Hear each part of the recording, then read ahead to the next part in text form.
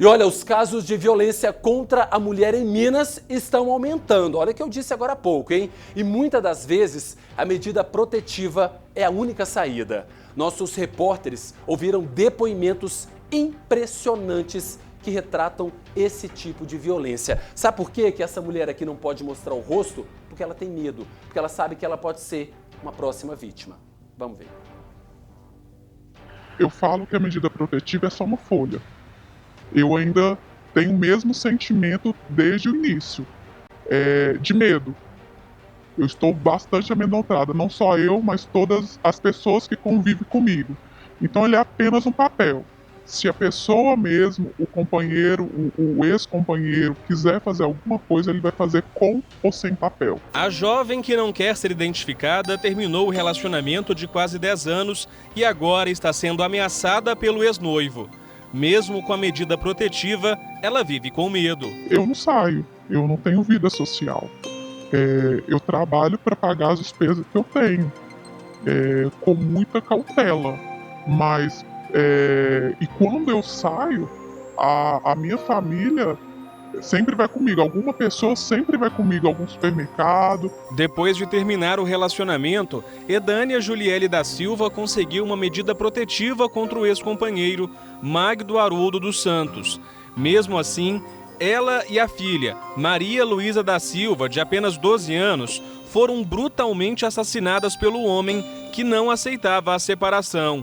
Juscelino, ex-marido da Edânia e pai da Maria Luísa, não se conforma com a morte das duas. Se tudo tivesse acontecido de repente, mas não, as autoridades competentes aí deveriam ter tomado uma decisão mais severa, e é uma situação que poderia ter sido evitada, porque medida protetiva, um papel não inibiu ele de dar o ataque que ele deu. Em Minas Gerais, ao longo do ano passado, o Tribunal de Justiça concedeu quase 49 mil medidas protetivas. São muitas mulheres pedindo ajuda para que homens violentos não possam se aproximar delas. Mas os números podem estar longe de retratar a realidade. É que muitas mulheres deixam de registrar os casos justamente porque acreditam que não vai adiantar. A Polícia Civil afirma que para que a medida protetiva funcione, é necessário que a vítima relate os casos de descumprimento da ordem judicial. É importante ela noticiar esse fato, porque às vezes ela acha assim, eu tenho uma medida protetiva aqui na mão, ele está aqui, mas eu vou fazer o quê?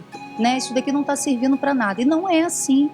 Ela tem que noticiar, ela tem que dar conhecimento às autoridades de que está havendo um descumprimento de uma decisão judicial. E a partir desse descumprimento de decisão judicial, cabe prisão preventiva. A PM também acompanha as vítimas que conseguiram medidas protetivas e diz que, com o trabalho da Patrulha de Prevenção à Violência Doméstica, muitas vidas já foram salvas. Às vezes, por falta de informação, aquela pessoa está passando por violência ou incorrendo em violência, e aí, a partir do momento que ela passa a ser orientada, a gente percebe a prevenção.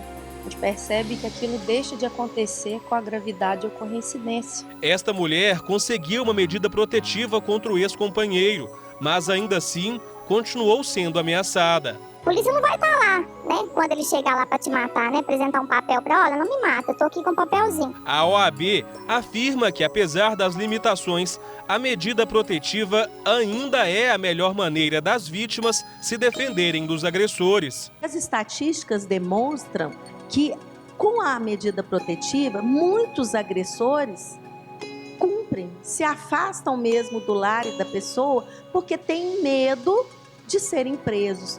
E eu falo isso porque quando a gente fala nesse perfil do agressor, existe aquele agressor que todo mundo sabe que ele é agressor, que todo mundo vê, que inclusive qualquer pessoa pode chamar a polícia e ele ser preso na hora por causa de uma ameaça e por causa do perfil de violência.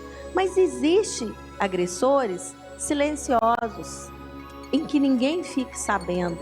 E esse agressor silencioso geralmente é aquele que tem medo de ser exposto.